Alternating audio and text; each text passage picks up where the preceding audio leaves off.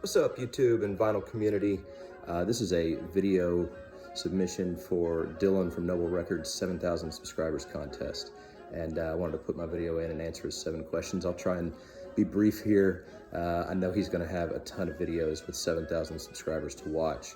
And hopefully he gets to watch them all and see the people that watch his channel and how much they appreciate him and his videos and what their collections look like.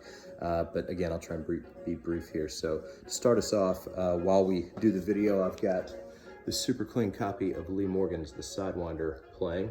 This is a first Japanese press and it is super clean, as you can see.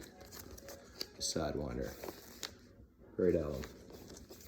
Great jazz record. I can't currently justify the price for a clean original mono or stereo press, so I'm going with a Japanese copy, and I'm really pleased with that one.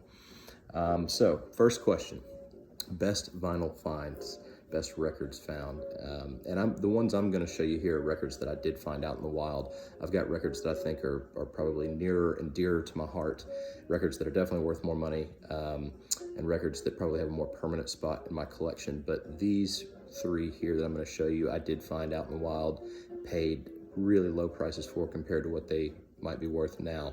So the first one, Metallica's And Justice for All. And of the 3, this is maybe the least valuable, though this one's probably worth a little something. But this is an original press, and it has the shrink and hype sticker still on it. It's in great condition here. Let me get it out of this sleeve.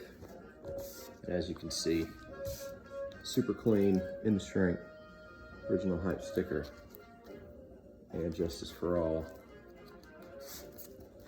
Original inner sleeve. Band. Great album. Great band. And that one I found at a store probably about 10 years ago. Just flipping through some bins and ran across it. Couldn't believe it. Had a low price tag on it. Had to have it. This next one here, 9 Inch Nails With Teeth original pressing.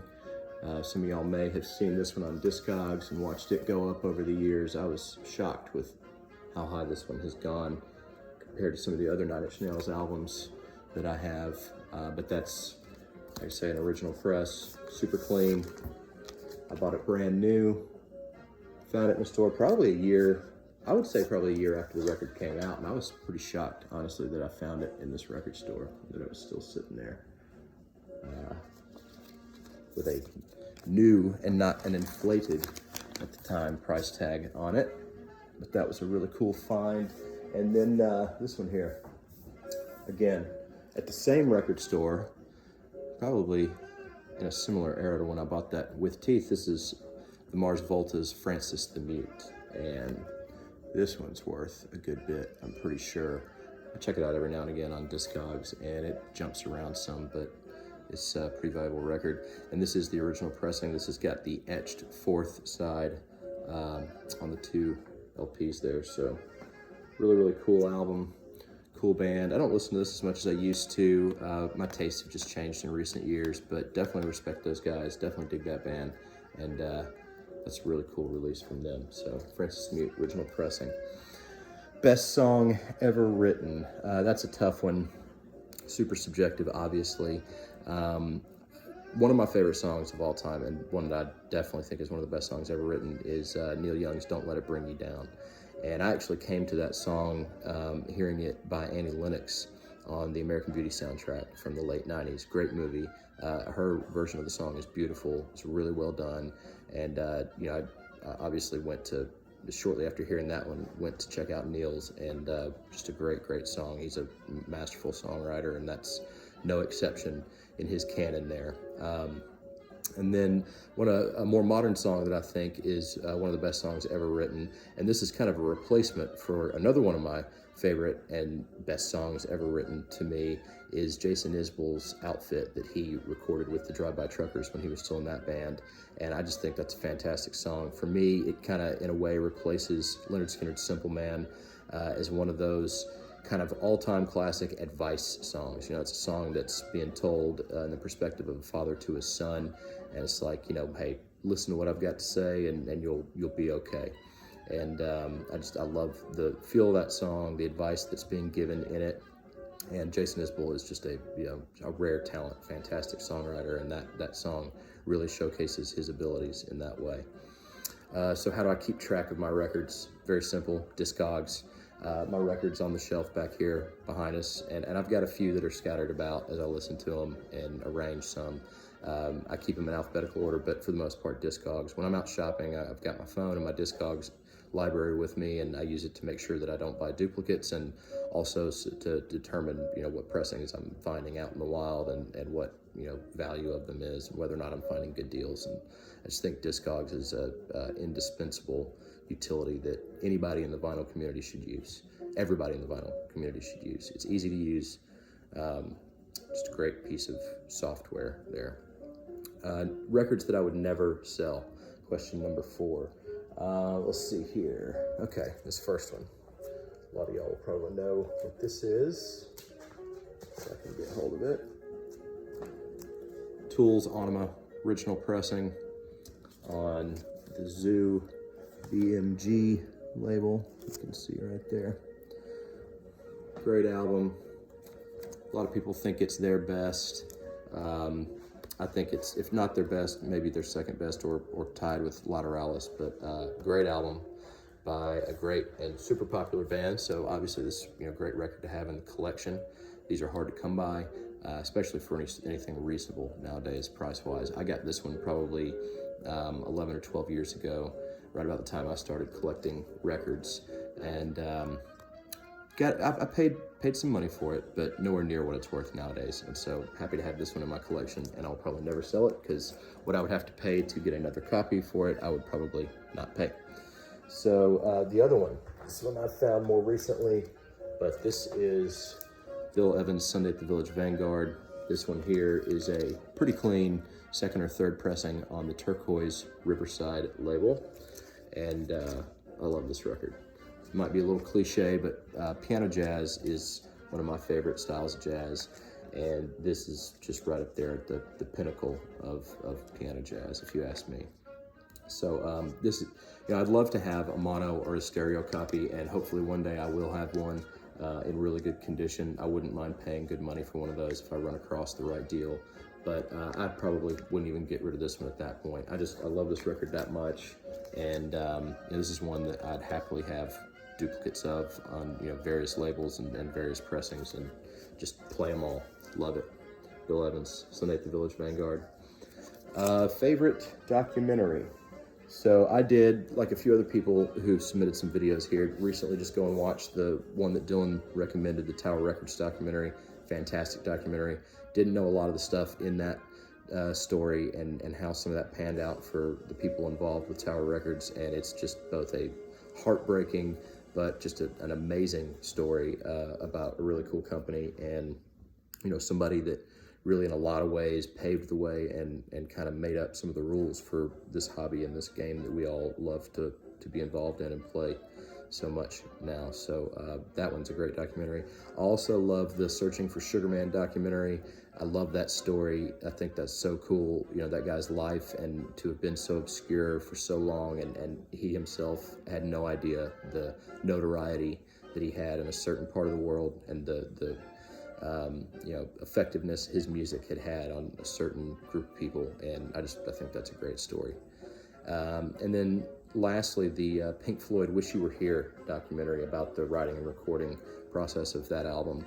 I think that's just a rare glimpse, you know, both through archival footage and modern interviews into a band at their pinnacle, you know, and shortly after achieving some of the success that you know, few bands ever achieve, and just really kind of getting a feel for what it must have been like to be in that group and have that kind of both that pressure to write the next big thing, but also the ability to do it, really be at their creative pinnacle and in their prime.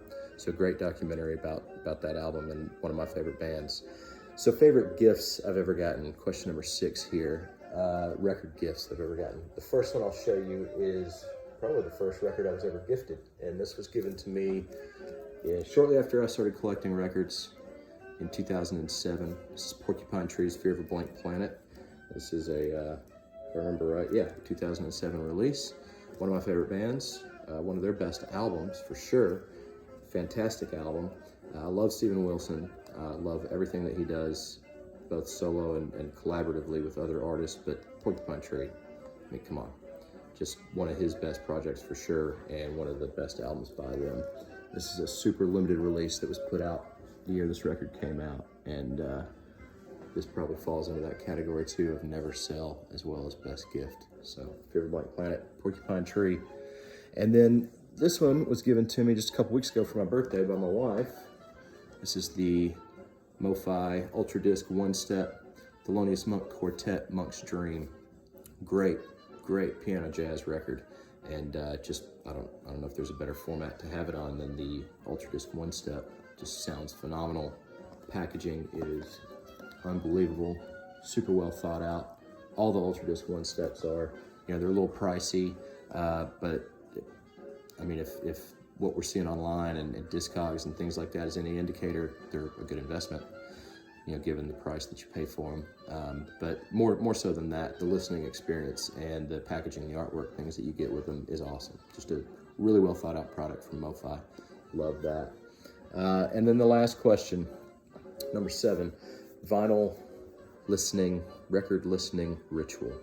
My rituals changed some in the last few years. I used to really love to sit down, late at night or later at night with a glass of your favorite beverage and listen to records and spin my favorite records and talk about them with friends and whatnot. And that I don't get to do so much of that anymore. I've got 2 little ones that run around, and my life as a dad has changed quite a bit. So right now the ritual is, putting on a record when everybody gets home from school and work and all that, and getting dinner going and cooking and putting the kids down and getting baths done. I've always got records playing in the background, and I really like exposing my young ones to this old music, this music that I think for so long, nourished so many generations, as cheesy as that might sound. But I just don't know that I feel like music does that to the same degree, at least not all the music in the way it's presented to us.